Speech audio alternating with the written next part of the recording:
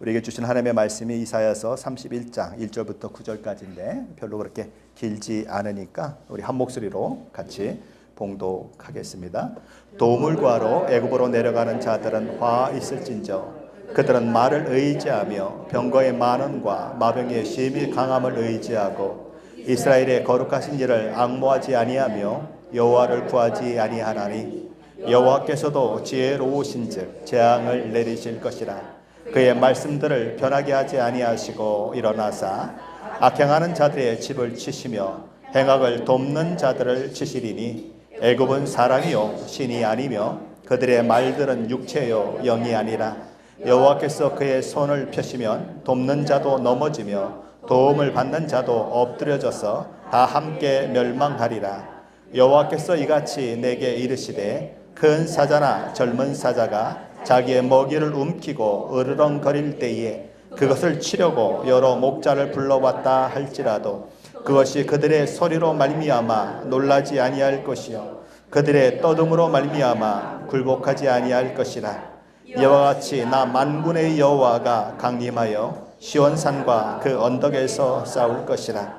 새가 날개치며 그 새끼를 보호함 같이 나 만군의 여호와가 예루살렘을 보호할 것이라. 그것을 호위하며 건지며 뛰어넘어 구원하리라 하셨느니라. 이스라엘 자손들아 너희는 심히 거역하던 자에게로 돌아오라. 너희가 자기 손으로 만들어 범죄한 은우상 금우상을 그날에는 각 사람이 던져버릴 것이며 아수르는 칼에 엎드러질 것이나 사람의 칼로 말미암음이 아니겠고 칼에 삼켜질 것이나 사람의 칼로 말미암음이 아닐 것이며 그는 칼 앞에서 도망할 것이요 그의 장정들은 복역하는 자가 될 것이라. 그의 반석은 두려움으로 말미암아 물러가겠고 그의 고관들은 기치로 말미암아 놀라리라. 이는 여호와의 말씀이라. 여호와의 불은 시온에 있고 여호와의 풀무는 예루살렘에 있느니라. 아멘. 여러분들을 가까이에서 얼굴 볼 수 있어서 너무 좋아요. 네, 감사합니다. 하나님께서 이미 이사야서 30장 말씀을 통해서 애굽과 동맹을 맺고 애굽을 의지하려고 했던 남유다 백성들을 책망하신 바 있습니다. 특별히 하나님께 묻지도 않고 행하는 그들, 하나님의 뜻과 계획은 안중에도 없고 자기 뜻과 계획에 따라 애굽을 의지하려는 그들의 의도에 대하여서 심한 책망을 하신 바 있습니다. 그런 하나님께서 이사야서 31장에 와서 또다시 애굽을 의지하고 애굽의 도움을 구하러 가는 자들에 대해 경고하시는 이유는 무엇일까요? 왜 하나님은 똑같은 이야기를 반복하고 또 반복하시는 것일까요? 이유는 딱 하나입니다. 듣지 않기 때문입니다. 또한 들으려고 하지 않기 때문입니다. 왜 부모들이 아이들에게 했던 말을 하고 그럴까요? 안 고치니까. 잔소리라고 치부하며 그냥 하던 대로 밀고 나가니까 했던 말 또 하고 했던 말 또 하는 거 아닙니까? 자, 그렇다면 왜 남유다 백성들은 하나님의 말씀임에도 불구하고 듣기를 거부하며 자기 소견에 좋은 대로 행하려고 하는 것일까요? 그것은 그들의 마음속에 하나님보다 더 의지가 되고 하나님보다 자신의 문제를 더 잘 해결해 줄 것으로 보이는 여러 가지 것들이 가득 차 있었기 때문입니다. 그들은 생각하는 것입니다. 하나님을 신뢰해봐야 무슨 뾰족한 수가 있는가? 하나님을 따라 사는 것보다야 내가 내 생각대로 사는 것이 더 나에게 유익한 것이 아닌가?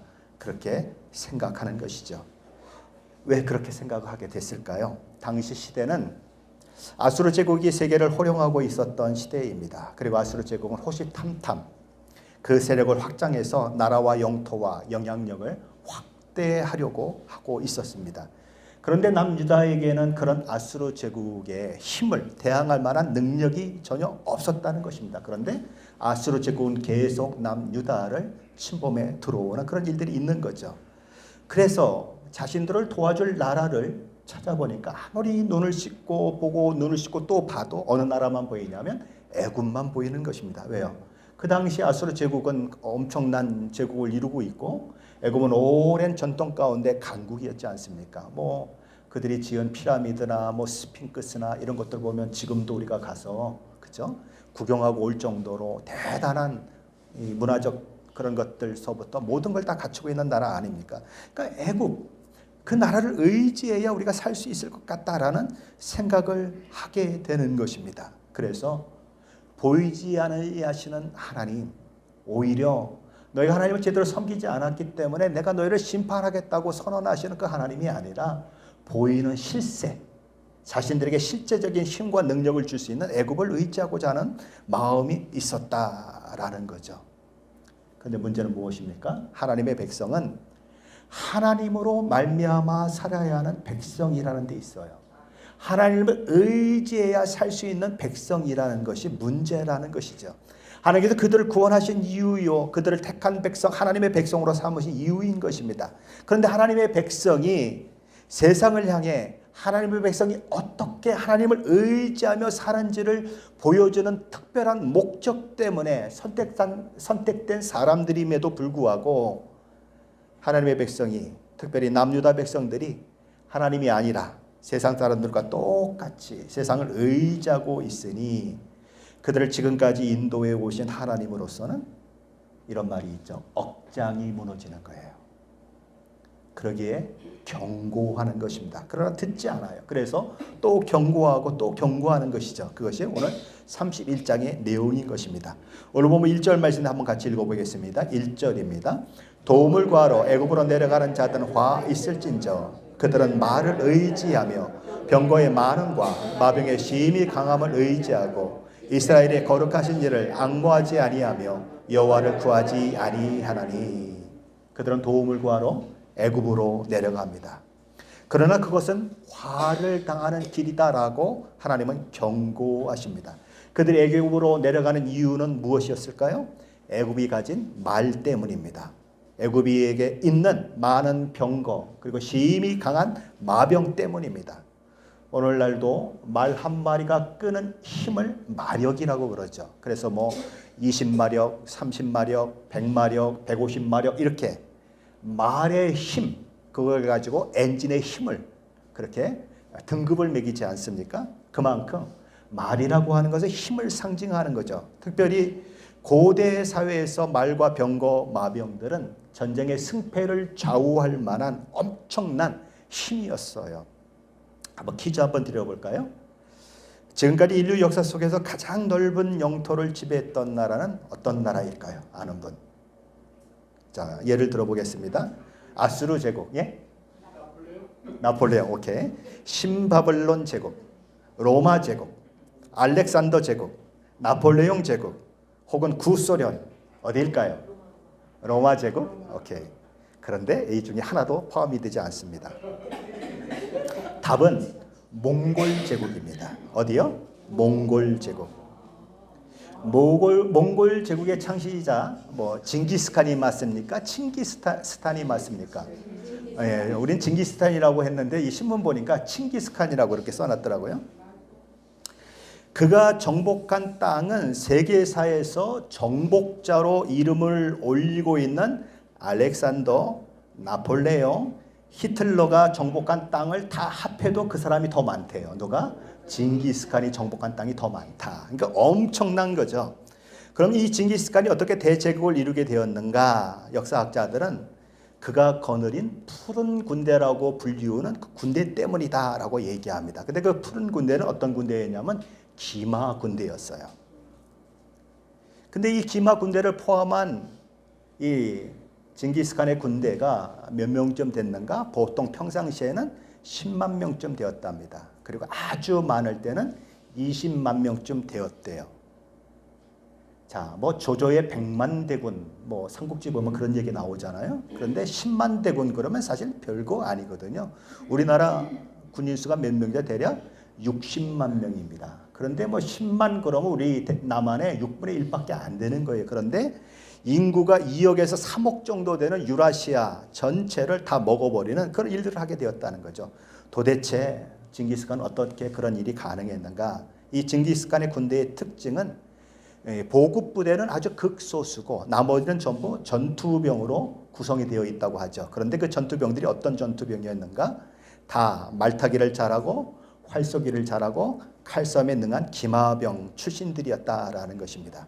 그러니까 이 징기스칸 정복군이 본토인 몽골 고원으로부터 수천 킬로미터 떨어진 중앙아시아, 페르시아, 유럽을 공략할 수 있었던 것도 당시로서는 상상조차 할 수 없을 정도로 빠른 기동력을 가지고 움직이면서 적을 제압했기 때문이다라는 거죠. 바로 누구 때문에?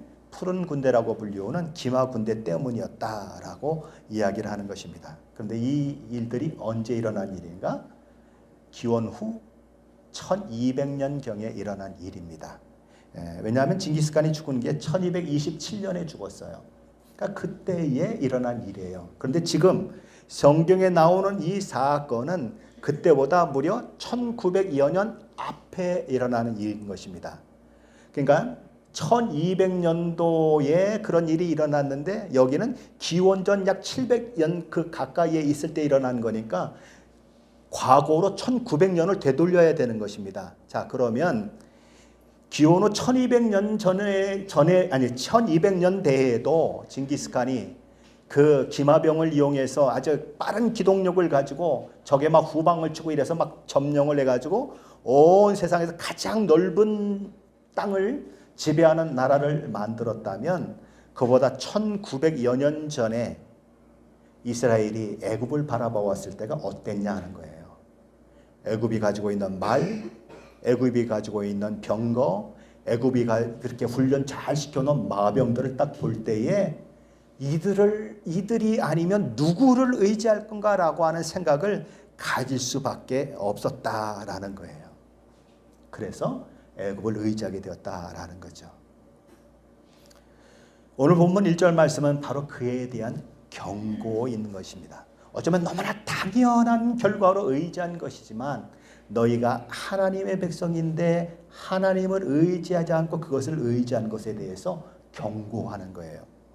과거 그들의 조상들은 애굽의 노예로 살았습니다.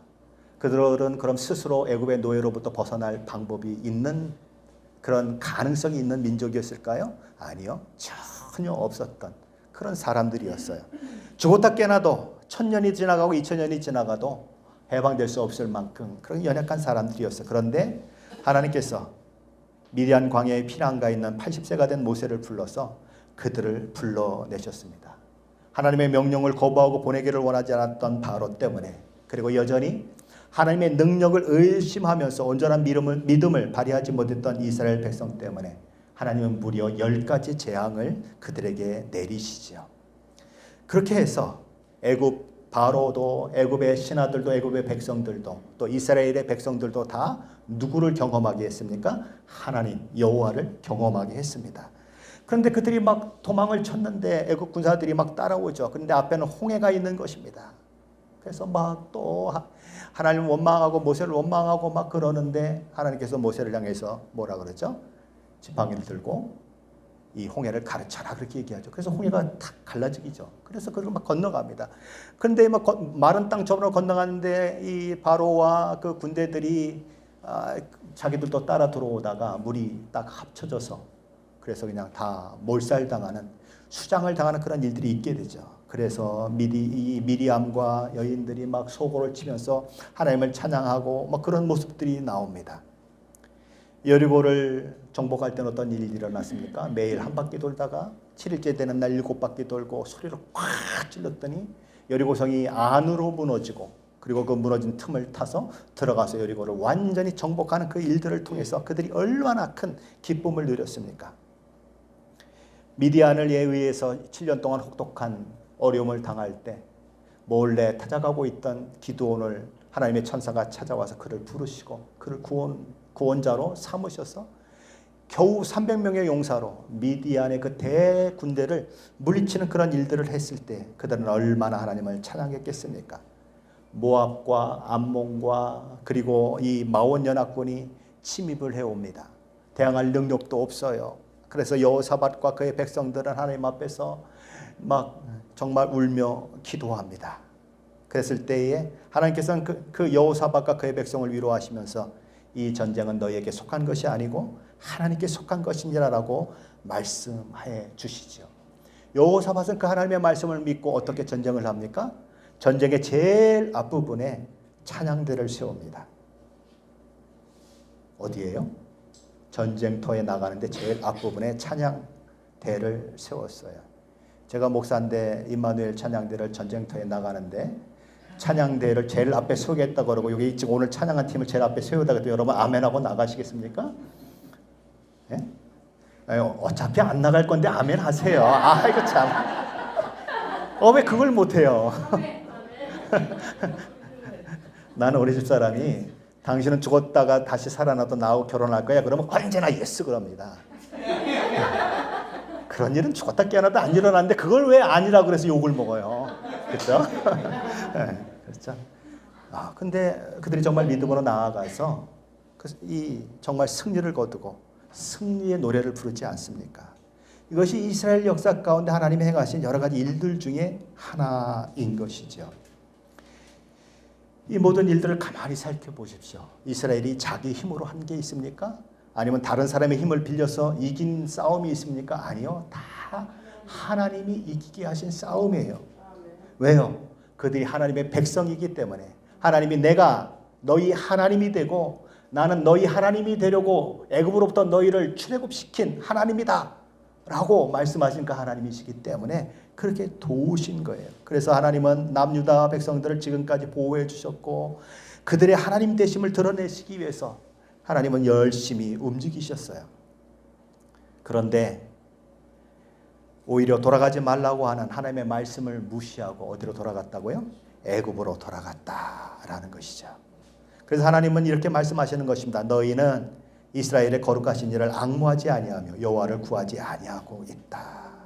무슨 얘기예요? 그들은 하나님께 소망을 두지 않았다는 것입니다. 그들은 하나님의 인도하심을 구하지 않았다는 거예요. 왜요? 그들 역시 오늘날 수많은 그리스도인들이 그렇듯이 내 현실 속에서 여호와 하나님은 개입하실 수 없거나 개입하지 않으신다는 믿음 아닌 믿음을 가지고 있었기 때문입니다. 그래서 어떤 크리스찬을 만들어냅니까? 썬데이 크리스찬을 만들어내는 겁니다. 썬데이에는 분명히 크리스찬인데 나가면 난 크리스찬이에요. 왜요? 살 때에는 하나님이 아무 힘을 발휘하지 못하는 것 같거든요. 바로 지금 누가 그러고 있다고요? 남유다 백성들이 그러고 있다라는 거죠. 하나님의 백성이라고 하는 남유다 백성들이 하나님의 자녀라고 하는 그리스도인들이 하나님을 의지하지 않는 것에 대해서 하나님은 경고하시는 거예요.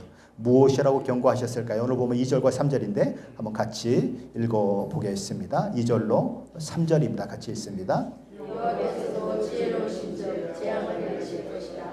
그의 말씀들을 변하게 하지 아니하시고 일어나사 악행하는 자들의 집을 치시며 행악을 돕는 자들을 치시니 애굽은 사람이요 신이 아니며 그의 말들은 육체요 영이 아니라 여호와께서 그의 손을 드시며 돕는다도 넘어지며 도움을 받는다도 엎드러져서 다 함께 멸망하리라.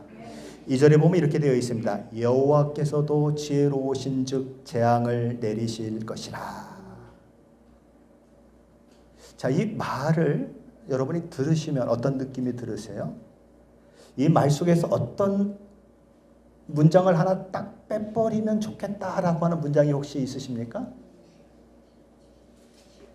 뭐요? 얘기해요. 큰 소리로 한번 얘기해봐요. 누가? 지혜로우신. 그렇죠? 지혜로우신을 빼버리면 너무 이게 매끄럽게 문장이 될 것 같아요. 그렇죠? 여호와께서 재앙을 내리실 것이다. 이러면 참 좋겠는데 어떻게 기록이 되고 있냐면 여호와께서도 지혜로우신 즉 이렇게 얘기하고 있어요. 자, 그러면 여호와께서도 지혜로우시다. 그러면 야 나도 지혜로워 라고 얘기하면 무슨 얘기예요? 너만 지혜로운지 알아? 나도 지혜로워. 이렇게 되는 거죠. 그러니까 여호와께서도라고 하는 말은 누군가 지혜롭다고 생각하고 지혜롭게 행한다고 생각하는 사람이 있다라는 것이 전제가 되는 거예요. 그게 누구냐? 남유다 사람들, 특별히 남유다의 지도자들이다라는 거죠. 그래서 야 너희만 지혜로우냐? 여호와 하나님께서 지혜로우시기 때문에 너희가 하는 행위를 다 아시고 재앙을 내리시게 될 것이다 라는 거예요. 스스로 지혜롭다고 생각하는 사람들, 하나님을 앙망하기보다 하나님을 구하기보다 애굽의 힘과 능력을 의지하려고 했죠. 그들은 하나님을 의지해봐야 아무런 도움이 되지 않는다고 생각했습니다. 자신들의 생각과 지혜를 따르는 것이 하나님의 말씀이 주시는 생각과 지혜를 따르는 것보다 더 유익하다고 생각했습니다. 하지만 이사야 선지자는 말하는 거예요. 뭐라고 말해요? 여호와께서도 지혜로우시다는 것을 너희는 모르느냐? 너희가 누구의 백성인지 생각하지 않고 누구의 통치와 다스림 가운데 있는 줄 생각하지 않고 너희 창조주가 누구인지 주인이 누구인지를 생각하지 않고 내 마음대로 행하겠다고? 내 생각과 내 뜻대로 행하겠다고? 그래. 그렇다면 여호와 하나님께서 그런 너희들을 가만히 놔둘 것 같으냐? 그렇게 얘기하는 거예요. 이사야 선지자는 그래서 선언하시는 것입니다. 하나님께서 너희에게 뭘 내린다? 재앙을 내리실 것이다. 왜냐하면 하나님은 그렇게 말씀하셨다는 것입니다. 하나님의 백성이 하나님의 말씀대로 살지 않을 때에 하나님은 징계하신다고 하나님의 말씀으로 이미 선포하셨다는 것입니다. 그런데 하나님은 그 하나님의 말씀을 신실하게 지키시는 분이시기 때문에 그 말씀대로 행하실 것이다 라고 이야기하는 것입니다. 그래서 남유다 백성들에게 재앙이 내려질 것이다 라고 이야기하는 거죠. 자, 그런데 남유다 백성들을 무엇이라고 부르고 있나 한번 보세요. 2절 중간쯤 보면 이렇게 되어 있습니다. 일어나사 악행하는 자들의 집을 치시며 라고 되어 있습니다. 누굴 친다고요? 악행하는 자들을 치신다. 그러면 악행이 뭐라는 거예요? 지금 뭘 얘기하고 싶어요? 무엇에 대해 얘기하고 있어요? 하나님의 백성이 하나님을 의지하지 않고 세상 다른 것들을 의지하는 것이 뭐라고요? 악행이다 라고 얘기하는 거예요. 살인하는 것만이 악행이 아니고 간음한 것만이 악행이 아니고 또 도둑질하는 것만이 악행이 아니고 하나님보다 다른 것을 우리가 의지한다면 다른 사람은 몰라도 그리스도인에게는 그것이 하나님 앞에 악을 행하는 것과 마찬가지다라는 그런 얘기를 하는 것입니다.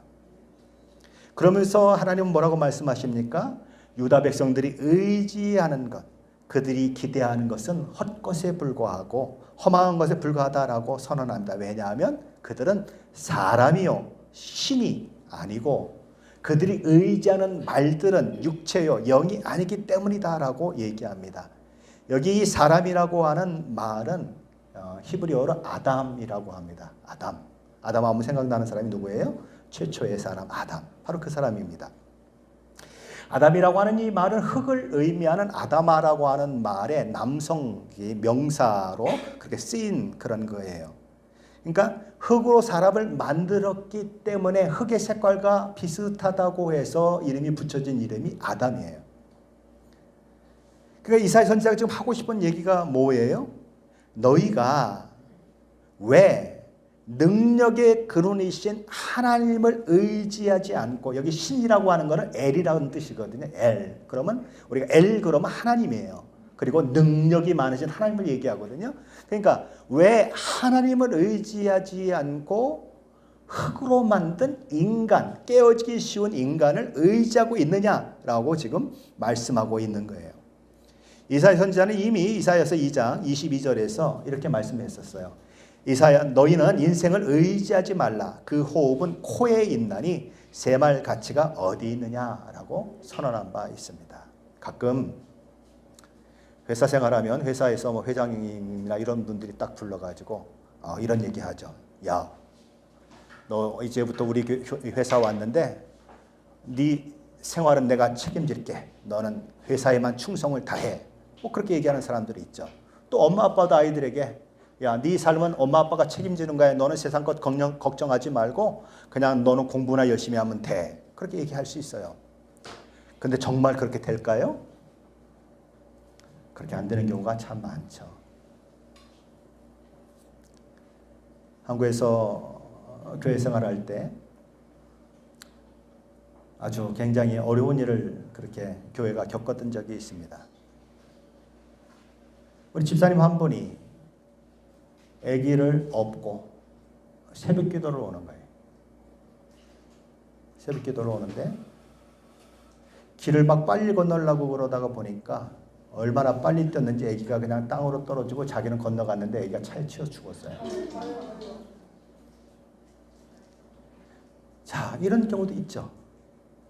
어떤 때는 아기만 남겨놓고 엄마가 죽는 경우도 있어요. 책임진다고 그러지만 책임질 수 있어요, 없어요?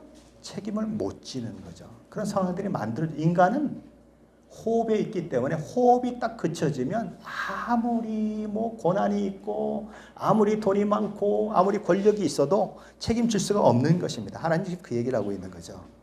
신이 아니지 않느냐. 유한한 인간 아니냐. 그런데 왜 유한한 것들을 의지하느냐라고 묻고 계신 거죠. 이 말씀이 유다 백성들만을 위한 말씀일까요? 아닙니다. 저와 여러분을 위한 말씀이기도 한 것이죠. 하나님 우리에게 묻는 것이죠. 너는 무엇을 의지하고 살고 있느냐? 너는 그리스도인이다. 너는 그리스도의 사람이다.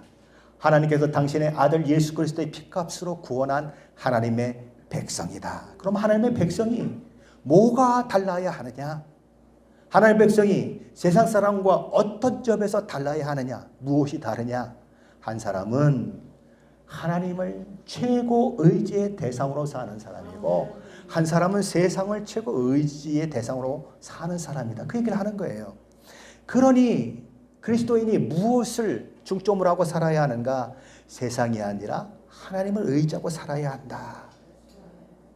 그 얘기를 하고 있는 것입니다. 그게 하나님의 백성, 하나님이 다스리는 백성의 의미죠. 자, 그렇다면 그 하나님은 정말 우리가 신뢰할 수 있는 분일까요? 정말 모든 문제 가운데 우리가 의지해야 마땅한 분이실까요? 하나님은 두 가지 이미지를 통해서 그렇다고 말씀하십니다. 하나는 먹이를 움켜쥐고 있는 사자의 모습을 통해서, 다른 하나는 날개치며 자기 새끼를 보호하는 어미새의 이미지를 통해서 그렇다라고 말씀하세요. 우리 4절 5절인데 한번 같이 읽어봅니다. 4절 5절입니다. 여호와께서 이같이 내게 이르시되 큰 사자나 젊은 사자가 자기의 먹이를 움키고 으르렁거릴 때에 그것을 치려고 여러 목자를 불러왔다 할지라도 그것이 그들의 소리로 말미암아 놀라지 아니할 것이요 그들의 떠둠으로 말미암아 굴복하지 아니할 것이라. 이와 같이 나 만군의 여호와가 강림하여 시온산과 그 언덕에서 싸울 것이라. 새가 날개치며 그 새끼를 보호함같이 나 만군의 여호와가 예루살렘을 보호할 것이라. 그것을 호위하며 건지며 뛰어넘어 구원하리라 하셨느니라. 하나님께서는 첫째로 큰 사자, 젊은 사자에 대해서 얘기를 합니다. 큰 사자가, 젊은 사자가 먹이를 딱 움켜쥐고 하고 있는데 목자들이 가가지고 나막대기로 뚝뚝 끄드리면서 야, 너 가, 그거 내 거야. 그러고 그러면 사자가 가만히 있겠느냐? 그 사자가 먹이를 뺏기겠느냐? 그런 일은 없다라는 거죠. 뭐 요즘이야 총도 있고 그런 거지만 이거는 오래전 얘기입니다. 요즘 같으면 더 크게 얘기했겠죠. 바로 그런 것입니다. 그런데 하나님도 자기 백성을 빼앗기지 않는다는 것입니다. 큰 사자, 젊은 사자도 자기 먹을 것을 뺏기지 않건만 전능하신 하나님이 어떻게 자기 백성을 빼앗길 수 있겠느냐, 그 얘기를 하는 거예요. 두 번째 이미지는 뭡니까? 어미새가 새끼를 지키는 거예요.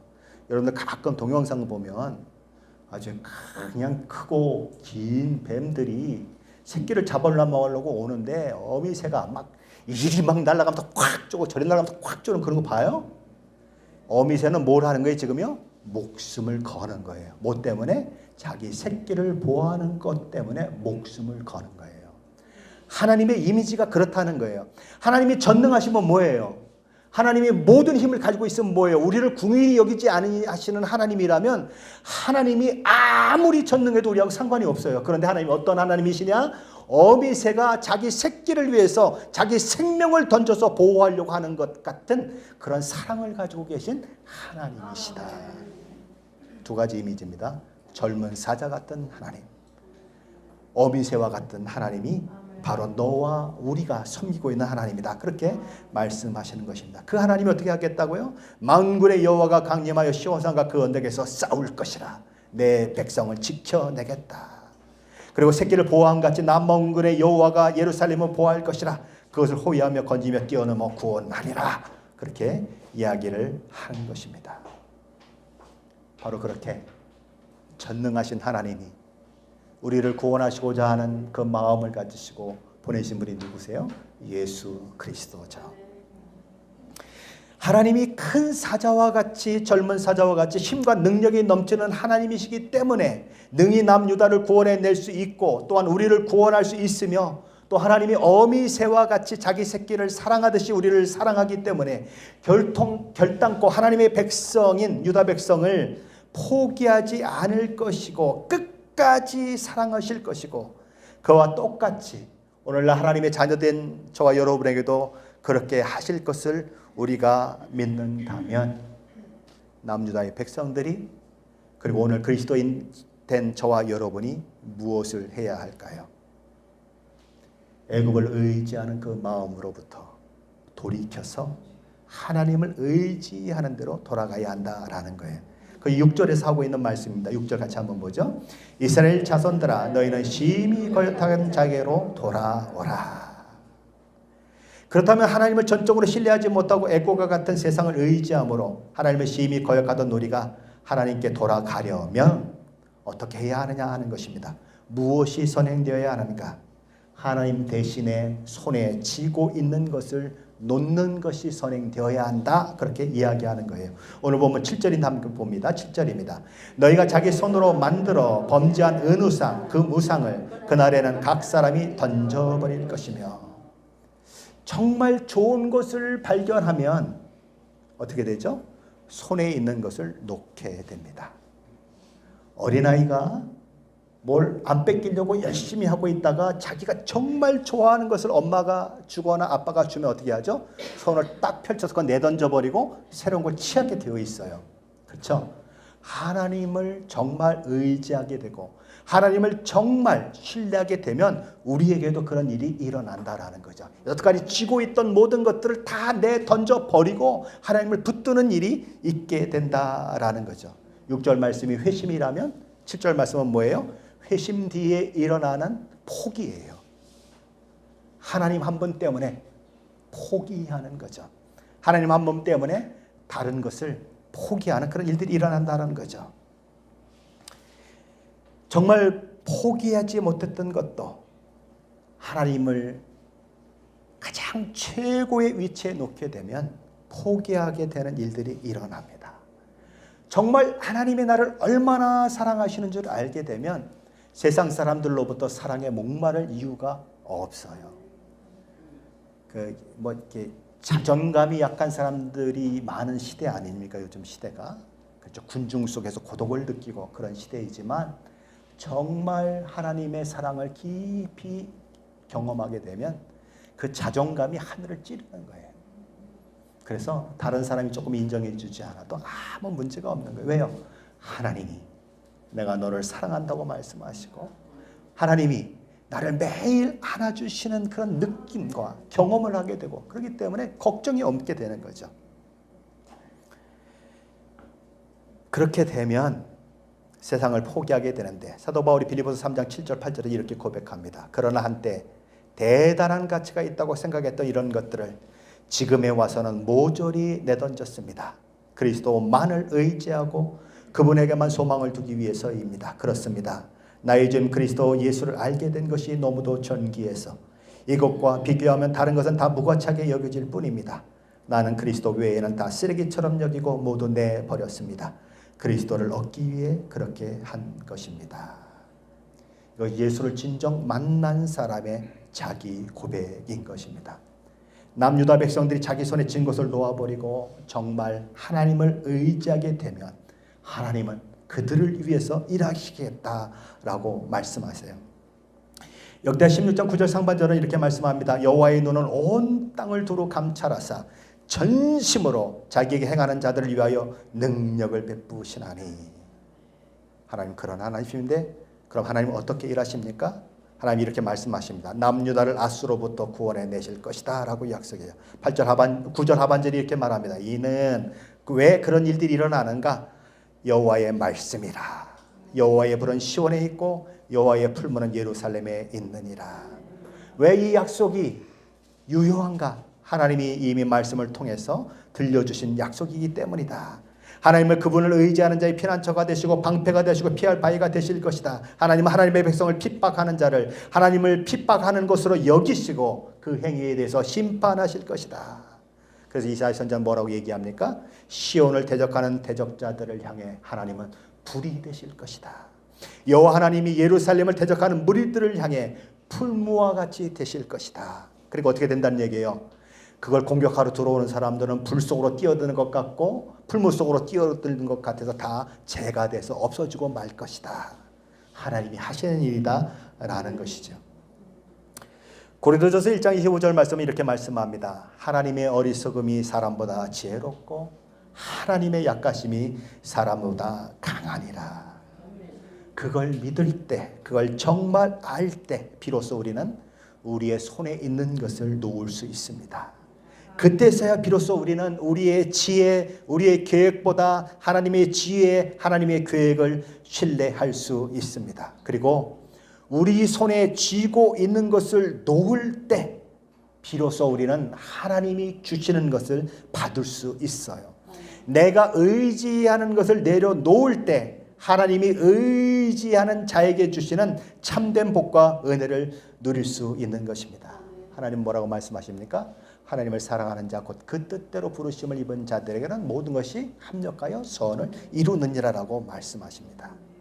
그분을 붙잡고 그분을 의지하고 그분의 주시는 평안과 기쁨, 감사와 찬양, 승리와 그리고 영광을 확인케 되시는 저와 여러분 되시기를 예수 그리스도의 이름을 간절히 축원합니다.